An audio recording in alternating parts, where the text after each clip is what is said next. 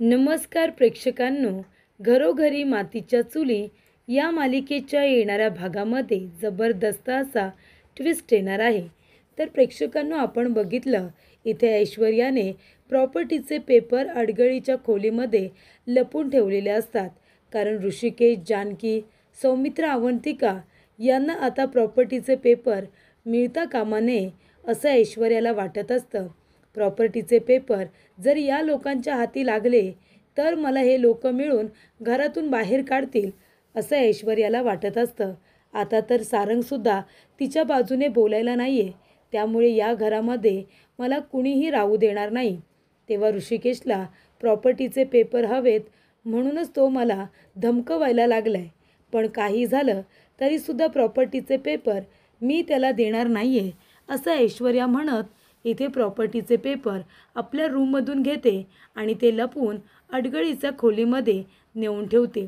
अडगळीच्या खोलीमध्ये उंदीर असतात म्हणून तिने एका फाईलच्या कपाटामध्ये मागच्या बाजूला ते पेपर लपवून ठेवलेले असतात. पण प्रेक्षकांनो, इथे आता नियतीने तिला बरोबर धडा शिकवायचं ठरवलेलं असतं. त्यामुळे इथे आता गणपती बाप्पाच्या आगमनामुळे इथे जानकी, ऋषिकेश आणि संपूर्ण रणदिवे कुटुंब यांच्या घरामध्ये आनंदाचं वातावरण निर्माण होणार आहे. कारण प्रेक्षकांनो, गणपती बाप्पांच्या आगमनाच्या वेळी इथे आता जानकीने आई आणि मुलाची भेट घडवून देण्याचा निर्णय घेतलेला असतो.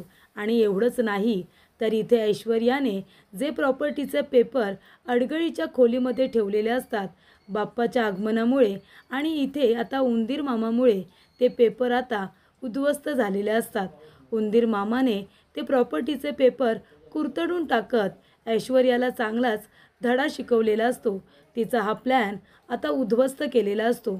आणि त्याचबरोबर इथे रणदिवे कुटुंबाला उद्ध्वस्त करणाऱ्या या ऐश्वर्याला जानकी, ऋषिकेशने चांगला धडा शिकवलेला असतो. तर प्रेक्षकांनो, इथे आजीमुळे जानकी, ऋषिकेशला ऐश्वर्याचं खूप मोठं गुपित हे आता कळलेलं असतं.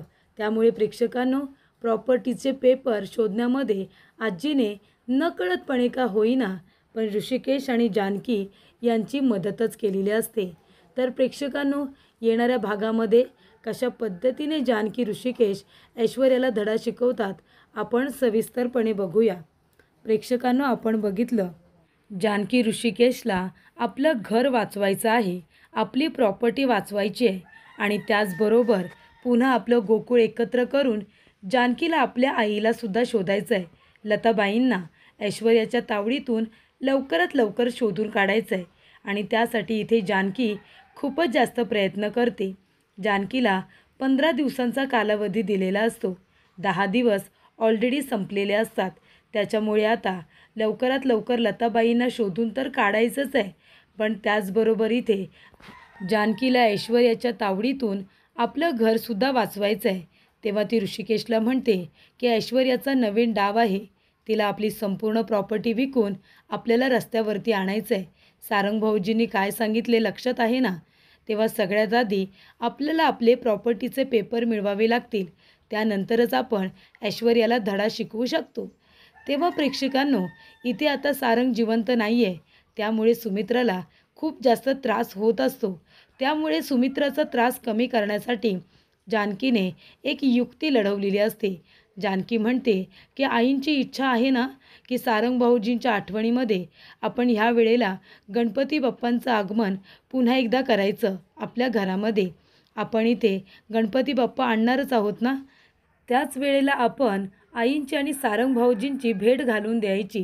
एकदा का आईंना सारंग भाऊजींनी सगळं काही सांगितलं की आईसुद्धा कदाचित आपल्याला समजून घेतील आणि आपल्याला मदतसुद्धा करतील. तेव्हा प्रेक्षकांनो, ठरल्याप्रमाणे सारंग आलेला असतो. पण जेव्हा इथे ऐश्वर्याला कळतं संपूर्ण रणदिवे एकत्र येऊन गणपती बाप्पा पुन्हा एकदा घरामध्ये आणणार आहेत, तेव्हा ऐश्वर्याला खूप जास्त राग येतो. ऐश्वर्या येते आणि सगळ्यांना रागवते. ती म्हणत असते की माझा नवरा गेलाय, एवढं मोठं दुःख घरामध्ये आहे. तुम्हाला सगळ्यांना माहिती आहे की सारंगला गणपती बाप्पा किती आवडायचे, पण तरीसुद्धा तुम्ही इथे आता गणपती घेऊन येताय, आनंद साजरा करताय. गणपती उत्सव साजरा करायला तुमचं मन मांडलं तरी कसं? काहीही झालं तरीसुद्धा या घरामध्ये गणपती उत्सव साजरा होणार नाही. तेव्हा इथे सुमित्रा म्हणत असते, ऐश्वर्या तुला छान वाटावं म्हणून मी हा सण साजरा करत होते, पण तुला जर इतका त्रास होणार असेल तर आपण गणपती नको आणायला. नाही करायचं आपण आनंद साजरं, पण तू काळजी करू नकोस, सगळं तुझ्या मनाप्रमाणे होईल. तेव्हा प्रेक्षकांनो इथे ऐश्वर्याला आनंद होतो की तिने सगळ्यांच्या आनंदावरती विरजण टाकल्यासारखं तिला वाटत असतं. तेव्हाच प्रेक्षकांनो इथे आता जानकी म्हणत असते की आता काय करायचं. सारंग म्हणतो, वहिनी अगं त्या निमित्ताने आईला भेटता तरी आलं असतं, पण आता काय करायचं. तेव्हा जानकी म्हणते, सारंग भाऊजी सगळं काही आपल्या प्लॅनिंगनुसारच होणार, तुम्ही काळजी करू नका, फक्त मला थोडा वेळ द्या. तेव्हा जानकी जाते आणि सुमित्राला म्हणत असते की आई अहो बघा ना, आपले सारंग भाऊजी असते तर त्यांनी इथे मखर सजवला असता, सगळी सजावट स्वतःच्या हाताने केली असती. गणपतीची ऑर्डर देतो ना तेव्हा कुठले गणपती बाप्पा सिलेक्ट करायचे, कुठली मूर्ती आणायची हे सुद्धा आपले सारंग भाऊजीच ठरवायचे ना आई. आणि आता बघा ना, सारंग भाऊजी नाही आहेत तर त्यांच्या आठवणीमध्ये साधा आपण गणपती उत्सव साजरासुद्धा करायचा नाही. आणि आता तर खरं आपण गणपती बाप्पा आणायला हवे होते. त्यांचा आशीर्वाद आपल्या घराला, ऐश्वर्याला, तिच्या होणाऱ्या बाळाला मिळायला हवा होता. सारंग भाऊजींच्या रूपाने मला तर असं वाटतंय की पुन्हा या घरामध्ये छोटूसं पाहुणे येणार आहे. मला वाटतं आपल्या सारंग भाऊजींचा परत एकदा जन्म होणार आहे. आई मग आता त्यांच्या आठवणीमध्ये आपण खरंच गणपती बाप्पा नाही आणायचे का घरी. ऐश्वर्या म्हणते की गणपती आणू नका म्हणून, कारण का तर दुःख झालंय म्हणून, पण आपण सारंग भाऊजींच्या आठवणीमध्येच इथे गणपती बाप्पा आणणार होतो ना. तेव्हा सुमित्रा म्हणते, जानकी तू अगदी बरोबर बोलतेस ग, काहीही झालं तरीसुद्धा आपण गणपती बाप्पा आणायचेच. आणि इथे आता ठरल्याप्रमाणे गणपती बाप्पा आणण्याचं पूर्ण प्लॅनिंग जे झालेलं असतं ते तसंच सुरू राहतं. आणि सुमित्रा म्हणते की ऐश्वर्याला मी समजावेन, तुम्ही सगळी तयारी करा, चला चला लवकरात लवकर गणपती बाप्पा आणण्याची तयारी करा. तेव्हा प्रेक्षकांनो संपूर्ण तयारी करण्यात आलेली असते. तेव्हा ऐश्वर्या म्हणत असते की ही म्हातारी आधी तर तयार झाली नव्हती ना, मग आता कशी अचानक तयार झाली असं ऐश्वर्याला वाटत असतं. तेव्हा आजी म्हणते, अगं असू दे ना, मी सुमित्राला सांगितलंय घरामध्ये सारंगच्या आठवणीमध्ये आपण यावर्षीसुद्धा गणपती आणूया म्हणून. अगं आता तुझ्या पोटामध्ये बाळ आहे की नाही सारंगचं, मग त्याला आशीर्वाद मिळायला नको का. हे बघ माझा गोंडू जरी नसला ना तरीसुद्धा त्याचा छोटा गुंडू हा आता चांगल्या पद्धतीने जन्माला यावा असं मला वाटतंय. म्हणून मीच सांगितलं होतं की घरामध्ये यावेळेला सुद्धा गणपती बाप्पा यायलाच हवेत. तेव्हा प्रेक्षकांनो इथे जानकी म्हणत असते की चला आता तयारीला लागूया. आणि सारंग भाऊजी सांगितले ते लक्षात आहे ना, आईंना जाऊन भेटायचं आहे तुम्हाला आणि सगळं काही सांगायचं आहे. ठरल्याप्रमाणे सगळ्या गोष्टी जुळून येतात. सारंग सुमित्राला अगदी सगळी गोष्ट व्यवस्थितरित्या सांगतो की हे नाटक कशासाठी केले. एकतर ऐश्वर्या प्रेग्नेंट नाही आहे, त्याच्यामध्ये सगळी प्रॉपर्टी तिच्या नावावरती आहे. आणि तिसरी गोष्ट म्हणजे तिला लवकरात लवकर ही प्रॉपर्टी विकून आपल्या सर्व रणदिवेंना रस्त्यावरती आणायचं आहे. आणि तिला तिच्या वडिलांचा आणि तिच्या अपमानाचा बदला तिला आपल्या सगळ्यांकडून घ्यायचा आहे. असं आता सगळं काही सारंग सुमित्राला सांगतो. तेव्हा सुमित्रासुद्धा जानकीच्या या प्लॅनमध्ये सहभाग घेते. तेव्हा प्रेक्षकांनो जानकी ऋषिकेश म्हणत असतात की चला आईंच्या मनातली काळजी घेतली, आई आता नाटक करतील, पण त्यांना एक गोष्ट माहिती आहे की सारंग भाऊजी जिवंत आहेत. त्यानंतर प्रेक्षकांनो इथे आता जानकी म्हणत असते की प्रॉपर्टीचे पेपर कुठे असतील, आता कुठे शोधायचे प्रॉपर्टीचे पेपर. तेव्हा प्रेक्षकांनो घर वाचवण्यासाठी जानकीची जी धडपड सुरू आहे ती बघून इथे आता सुमित्राला रडायला येत असतं. सुमित्राला असं वाटत असतं, ऐश्वर्यावरती विश्वास ठेवून मी खूप मोठी चूक केली. तिच्यावरती विश्वास ठेवून मी जानकीला दुखावलं, जानकीवरती नको नको ते आरोप केले. जानकी सगळं खरं बोलत होती तरीसुद्धा मी तिच्यावरती विश्वास ठेवला नाही. लताला घेऊन येणारी ऐश्वर्या, पार्वतीचं नाटक करायला सांगणारी ऐश्वर्या, सत्य माहिती असूनसुद्धा लताबाईंना मारणारी ऐश्वर्या, तिला किडनॅप करणारी ऐश्वर्या, पण नाव मात्र जानकीवरती घेतलं.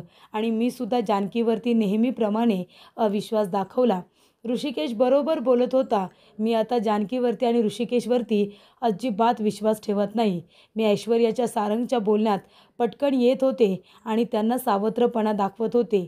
ऋषिकेश अगदी बरोबर बोलला होता. इथे आता सुमित्राला त्याची जाणीव झालेली असते. तेव्हा प्रेक्षकांनो सुमित्रा रडत असते आणि त्याच वेळेला तिथे आई येतात आणि म्हणत असतात की सुमित्रा, अगं किती रडतेस हे बघ. तर इथे आजीला वाटत असतं की सारंग नाही आहे म्हणून सुमित्रा रडते. तेव्हा आजी म्हणतात, ती ऐश्वर्यासुद्धा खूप रडते गं. त्या बिचारीला तर इथे आता सारंगची आठवण आली म्हणून ती अडगळीच्या खोलीत जाऊन रडत होती. कारण दरवेळेला इथे आता पूजा वगैरे करायची असेल, गणपती येणार असतील, तर सारंग पूर्ण अडगळीची खोली साफ करायचा ना गुलाबबरोबर. तेव्हा तिला आठवण आली होती ना सारंगची, तेव्हा ती अडगळीच्या खोलीत जाऊन रडत बसली होती. तेव्हा इथे आता सुमित्रा म्हणत असते, खरंच पण ती रडायला अडगळीच्या खोलीत का गेली होती? तेव्हा आजी म्हणते, अगं जाऊ दे ना, रडत होती ना, ते महत्त्वाचं. तेव्हा जानकी सौमित्र त्या दोघींचं बोलणं ऐकतात. तेव्हा सौमित्र म्हणत असतो की वहिनी, तुला हे थोडंसं वियर्ड वाटत नाही आहे का? म्हणजे रडायला आलं म्हणून कुणी अडगळीच्या खोलीत जाऊन रडतं का?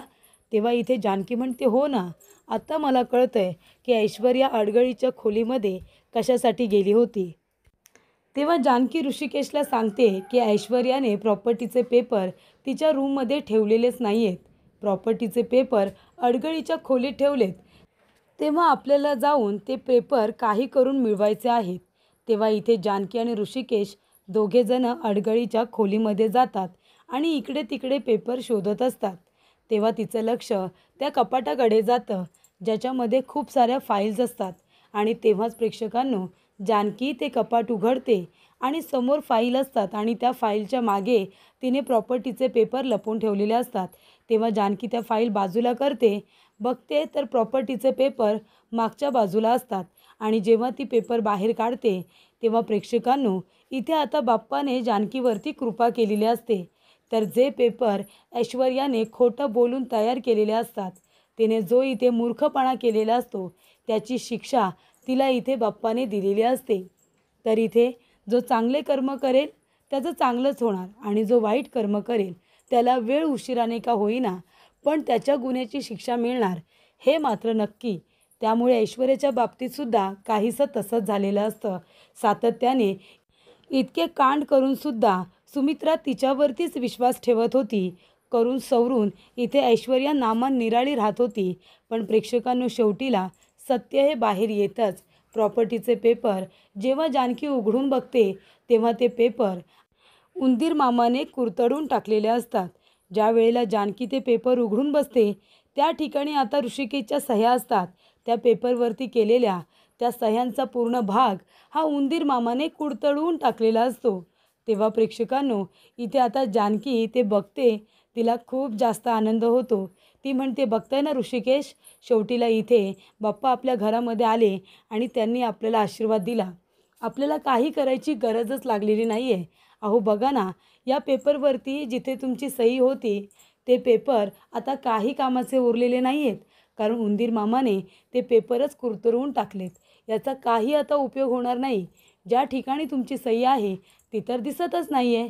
मग कशावरून हे पेपर तुम्ही या ऐश्वर्याच्या नावावरती केलेत? तेव्हा इथे जानकी म्हणते की चला, म्हणजे आपल्या बाप्पाने आपल्यावरती आलेलं खूप मोठं संकट हे दूर केलेलं आहे. त्यामुळे आता आपल्याला काही बोलायची गरज नाही आहे.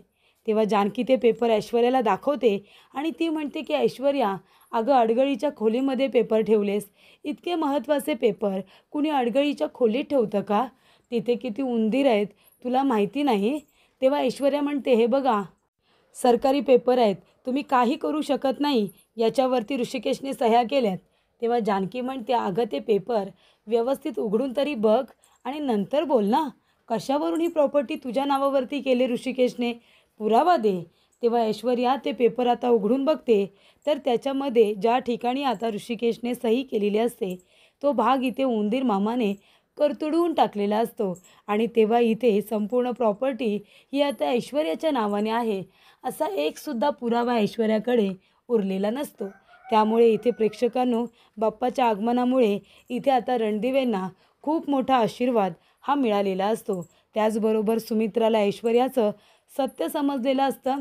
तर आजीच्या एका शब्दाने जानकीला हिंट मिळालेली असते की प्रॉपर्टीचे पेपर कुठे आहेत आणि ते समजल्यानंतर जानकी लगेच त्या पेपरचा शोध लावायला जाते. तर पेपर पूर्णपणे वाया गेलेले असतात. तेव्हा रणदिवेंची प्रॉपर्टी ही आता शाबूत असते.